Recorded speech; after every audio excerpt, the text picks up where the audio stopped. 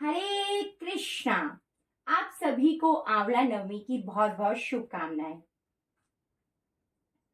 आंवला नवमी का त्योहार कार्तिक मास की शुक्ल पक्ष की नवमी को मनाया जाता है। इसे कई जगह अक्षय नवमी के नाम से भी जाना जाता है। वहीं पश्चिम बंगाल में इस दिन जगदात्री का पूजन का त्योहार मनाया जाता है। चलिए आपको बताते हैं कि आंवला नवमी की पौराणिक कथा क्या है। इस दिन भगवान विष्णु और आंवले के पेड़ की पूजा का विधान है। इसके अलावा अक्षय नवमी पर स्नान दान आदि भी विशेष महत्व माना जाता है। कहते हैं कि इस दिन जो कोई भी इंसान आंवले का सेवन करता है उसका स्वास्थ्य अच्छा रहता है। इस दिन पानी में आंवले का रस मिलाकर नहाने की परंपरा बताई गई है। चलिए आपको बताते हैं आंवला नवमी क्यों मनाई जाती है, इसकी पौराणिक कथा क्या है। आंवला नवमी के दिन माता लक्ष्मी की पूजा का विधान है और इस दिन आंवले के पेड़ के नीचे भोजन करना बेहद शुभ माना जाता है।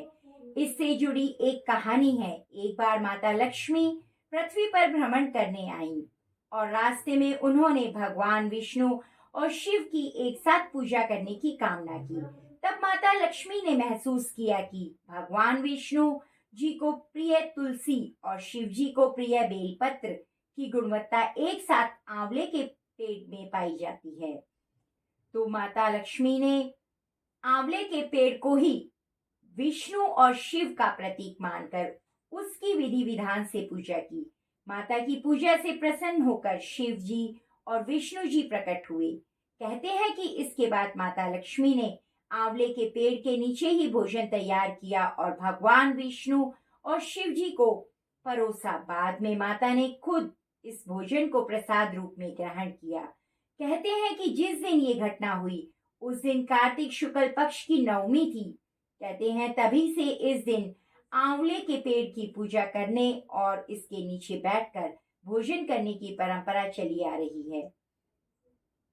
और इसके पीछे एक और कथा है जो मैं आपको बताती हूँ।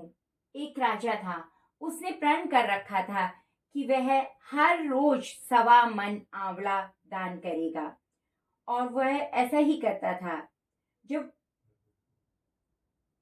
1.25 मन आंवला हर रोज दान करता था वह राजा, तो एक दिन उसके पुत्र ने कहा कि पिताजी आप इस तरह आंवला दान करते रहेंगे तो एक दिन हमारे राज्य में बहुत कमी आ जाएगी, सब कुछ बर्बाद कर देंगे। तो ये बात राजा और रानी को अच्छी नहीं लगी और उन्होंने उसी समय राज्य को छोड़ दिया और वो लोग राज्य छोड़कर चले गए। जब वो लोग राज्य छोड़कर चले गए तो एक बियावान जंगल में जाकर वे अपनी पूजा अर्चना करने लगे, क्योंकि उनके पास आंवला नहीं था और ना ही वे आंवला दान कर सकते थे। इसलिए उन्होंने ऐसे ही अपनी पूजा संपन्न करी और भूखे प्यासे 2 दिन 3 दिन तक ऐसे ही बैठे रहे और उन्होंने प्रण कर रखा था कि जब तक उनको आंवला दान करने के लिए नहीं मिलेगा तब तक वो अपनी पूजा संपन्न नहीं करेंगे और कुछ भी अन्न का दाना नहीं लेंगे। तो भगवान ने जब देखा कि उनका एक भक्त इस तरह व्रत कर रहा है, बिना अन्न जल ग्रहण करे, इस प्रतीक्षा में उनके भरोसे पर है, तो भगवान ने वहीं बियाबान जंगल में ही एक ऐसा राज्य उत्पन्न कर दिया जो बहुत तरीके से संपूर्ण था और उनके महल से भी ज्यादा आंवले के वृक्ष उस राज्य में उत्पन्न हो गए और उन पर भर भर के आंवले लग गए। तो फिर जब वो सुबह उठे तो उन्होंने देखा कि धन धान्य से भरा हुआ राज्य उनके पास है।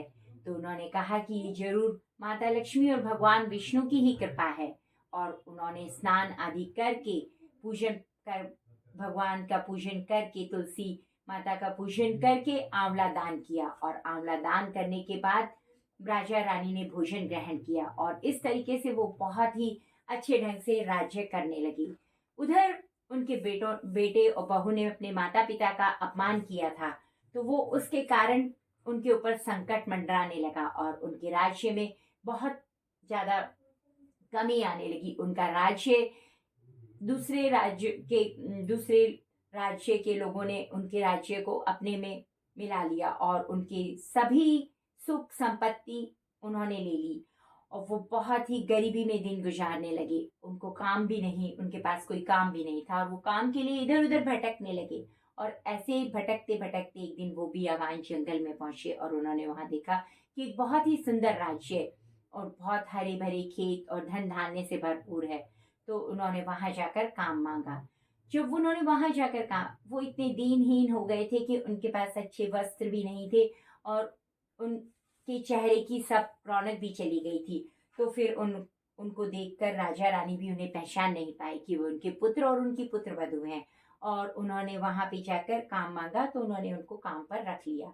जब एक दिन वो रानी के बाल बना रही थी उनकी पुत्र वधू, तो उसने देखा कि उनकी पीठ पर एक मस्सा है और वैसा ही मस्सा उसकी सास की पीठ पर भी था। तो वह यह देखकर रोने लगी और उसके आंसू टपक कर रानी की पीठ पर गिर गए। तो रानी ने कहा कि क्यों रो रही है, क्या हुआ है? तो उसने अपनी सारी कहानी रानी को बताई। रानी ने उसे तुरंत देखा और पहचान लिया और अपने पुत्र और पुत्रवधू को गले से लगाया और उनको समझाया कि दान करने से कभी धन कम नहीं होता, दान करने से तो धन हमेशा बढ़ता है। और ये अक्षय नवमी है, इस दिन हम जो भी कुछ जितना दान करेंगे वो दुगना चौगना होकर हमें वापस मिलेगा। तो हमें हमेशा, चाहे हम अच्छा करेंगे तो अच्छा और बुरा करेंगे तो बुरा ही हमें वापस मिलेगा। तो इसलिए ना किसी की बुराई करें आज के दिन, ना किसी के साथ कोई गलत व्यवहार करें, दान करें, अन्न का, धन का, जिस भी चीज का हो सके दान करें। और भगवान विष्णु और माँ लक्ष्मी की पूजा करें और तुलसी माँ और आंवले के वृक्ष के नीचे दीपक जलाएं और स्नान आदि करके और उनके हर 24 घंटे उनके नाम का जाप करते रहें। धन्यवाद। इस तरह आपकी पूजा और व्रत संपन्न होगा।